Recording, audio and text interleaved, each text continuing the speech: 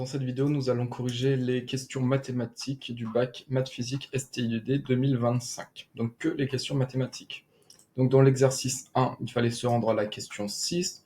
Donc on vous donnait soit f, une fonction définie sur l'intervalle 0 plus l'infini par f de t égale cette fonction-là. Et on vous dit question 6, on considère la fonction grand f définie sur 0 plus l'infini par grand f de t égale tout ça. Et il faut montrer que grand f, c'est une primitive de petit f. Donc comment prouver que grand f est une primitive de petit f? L'objectif, c'est qu'on va dériver grand f. Donc on va calculer grand f' de t. Et lorsqu'on calcule grand f' de t, on doit montrer que c'est égal à petit f de t. Donc on dérive grand f' de t.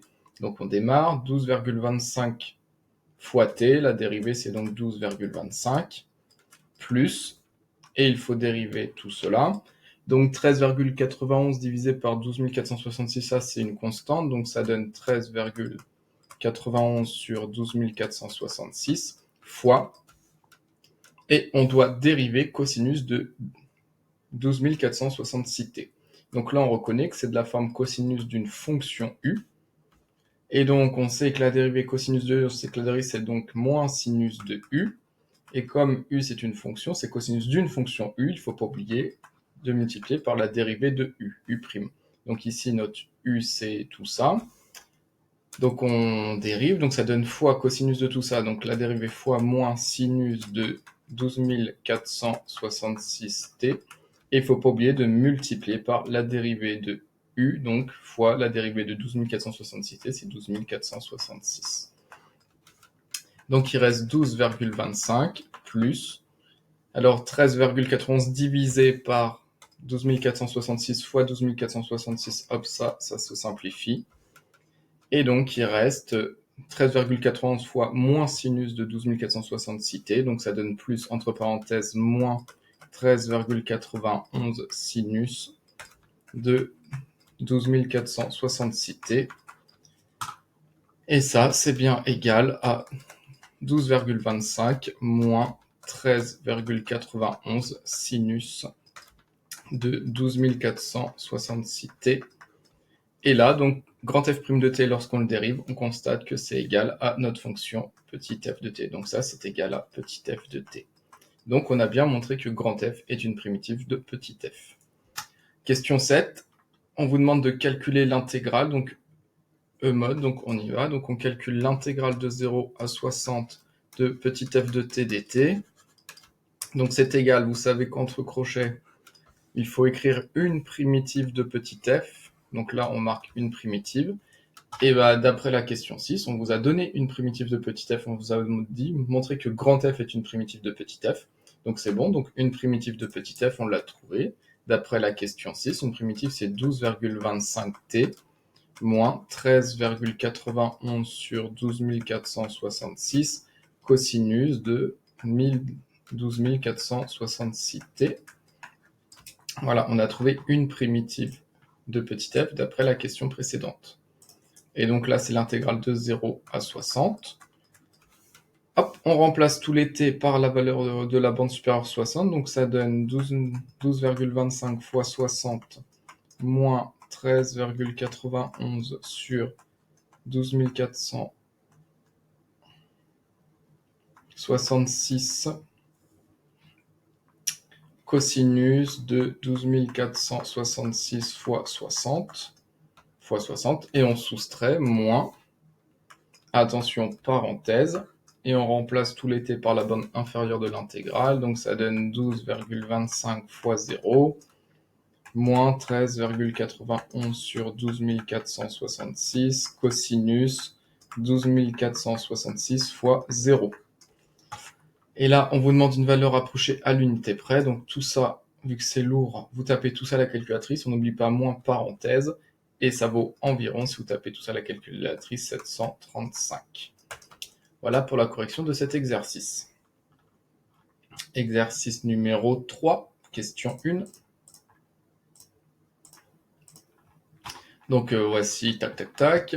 On considère le point M représenté dans le plan complexe suivant. Quelle est la fixe du point M? Donc il fallait justifier. Donc on sait que la forme exponentielle donc d'un nombre complexe, la forme exponentielle d'un nombre complexe, z, Zm. Sa forme exponentielle, c'est le module de Zm fois exponentielle Iθ. Alors, le module de Zm, c'est la distance entre l'origine et le point M. Donc là, la longueur, on est sur un cercle de rayon 5 unités. Donc le module vaut 5, donc Zm, son module vaut 5, fois EI, et un argument, donc l'angle orienté, hop, vu qu'on tourne dans le sens opposé, c'est donc l'angle orienté, c'est moins pi sur 4 radians. Donc ça vaut moins I pi sur 4. Et donc, c'était la réponse C, module 5, argument moins pi sur 4. Donc là, c'était sous forme exponentielle. La question suivante, il fallait résoudre l'équation différentielle suivante. Donc ça, d'après votre cours, vous connaissez le cours, c'est de la forme y' égale AY plus B. Donc on y va, question 1. Donc on écrit que y' égale 2y moins 0,5. Ça, c'est du cours. Et de la forme, ça s'invente pas, il faut connaître son cours.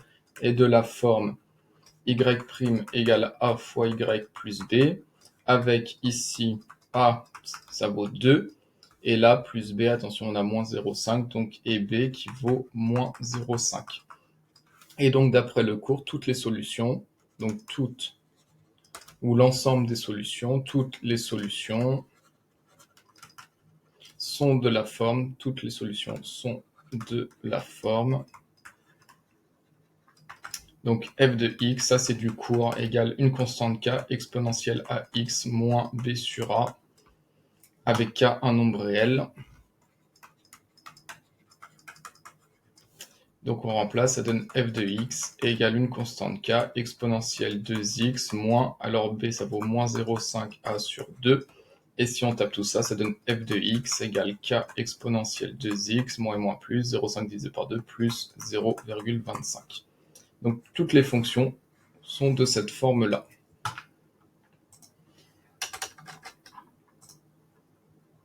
Voilà, donc on a f de x qui égale ça. Et la question 2, on vous dit déterminer la fonction f. Donc les fonctions f, on sait qu'elles sont toutes de la forme, ce qu'on vient de trouver. Donc toutes les fonctions sont sous cette forme-là. Et nous, on veut la fonction f telle que f' de 0 est égal à moins 3. Donc, question 2, on veut que f' de 0 soit égal à moins 3. Donc nous, on a f de x qui est ici, donc il faut d'abord dériver. Or, f' de x, donc on dérive, ça donne une constante, donc k fois exponentielle, la dérivée exponentielle de x, c'est exponentielle de 2x, mais attention, vu que c'est exponentielle d'une fonction, il ne faut pas oublier de multiplier par 2, plus la dérivée de 0,25, 0, donc la dérivée, c'est donc k fois 2, donc c'est 2k exponentielle 2x. Ça, c'est notre dérivée. Et nous, on veut que f' de 0 soit égal à moins 3, donc on y va. Or, f' de 0, ça donne donc 2k fois exponentielle 2 fois 0, donc ça donne 2k fois exponentielle 0. Exponentielle 0, ça vaut 1, donc ça donne 2k fois 1, ce qui donne 2k. Donc nous, on veut que f' de 0 soit égal à moins 3, et on trouve que f' de 0 vaut 2k. Donc, par identification, 2k vaut moins 3. On divise par 2 des deux côtés, donc on trouve que k vaut moins 3,5, ce qui vaut moins 1,5. Et voilà la constante k. K vaut moins 1,5. Donc en fait, la fonction, c'est donc f de x. K vaut moins 1,5, donc c'est moins 1,5 exponentielle 2x plus 0,25. Ça, c'est la réponse à la question 2. Hop, question 3, on considère la fonction f suivante et on veut résoudre l'équation f de x égale à 0. Donner une valeur approchée à 10 puissance moins 2 près, donc c'est deux chiffres après la virgule, donc on résout f de x égale 0. Ça donne exponentielle moins 0,016x moins 2 égale 0. Pour résoudre une équation, on isole l'inconnu, donc là c'est x, donc on va faire plus 2 à gauche, plus 2 à droite. Hop. Nous, on veut le x, donc on va appliquer ln à gauche, la fonction réciproque de l'exponentielle de base E. On applique ln à gauche, ln à droite. Hop, à gauche, il reste donc moins 0,016x égale ln de 2. Et pour avoir le x, on divise par moins 0,016 des deux côtés, donc il reste x égale ln de 2 sur moins 0,016. Et ça, c'est la valeur exacte. Et si on tape à la calculatrice, une valeur approchée, on veut à 10 puissance moins 2 près, donc deux chiffres après la virgule, ça vaut environ moins 43,32. Voilà pour cette question, c'était une équation à résoudre. Et on termine avec la question 4.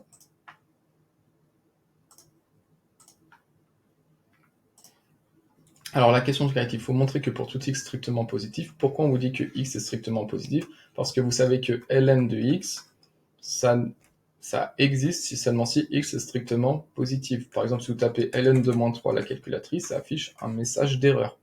On l'a vu dans le cours, ln, la fonction logarithme népérien, est définie sur l'intervalle 0 jusqu'à plus l'infini. Donc voilà, donc il faut justifier que l'égalité suivante est vraie. Donc il faut montrer que pour tout x strictement positif, ça, on a cette égalité-là. Donc on connaît trois propriétés du ln, on sait que ln de a fois b, on sait que ça donne ln de a plus ln de b.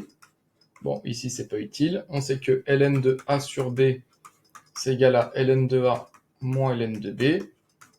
Donc là, ça va nous être utile. Et on sait que ln de a puissance n, le ln fait tomber la puissance, ça donne n fois ln de a. Donc avec ces trois propriétés, on va montrer l'égalité. Donc on démarre. Donc si on écrit ln de x puissance 4 sur 9, moins 3 ln de x, plus ln de 9 sur x. Ça, c'est égal. Donc ln de a sur b, on sait que c'est ln de a moins ln de b. Voilà, moins 3 ln de x, plus, et là on a ln de 9 sur x, donc ln de a sur b, c'est donc ln de a moins ln de b. Alors il y a déjà des choses qui se simplifient. On constate bien que moins ln de 9 plus ln de 9, hop, ça se simplifie. Donc il reste ln de x puissance 4, moins 3 ln de x, moins ln de x. Boum. Et là, on applique la propriété qui est ici, ln de a puissance n, on sait que la puissance sort de ln, donc ça donne 4 ln de x, moins 3 ln de x, moins ln de x, et on a terminé par là, j'ai 4 ln de x, moins 3 ln de x, moins ln de x, et il me reste bien 0. ln de x, 4 ln de x, moins 3 ln de x, donc il me reste 1 ln de x, et 1 ln de x moins ln de x, ça fait 0. Et voilà, donc en fait, cette égalité vaut tout le temps 0 pour tout x strictement positif.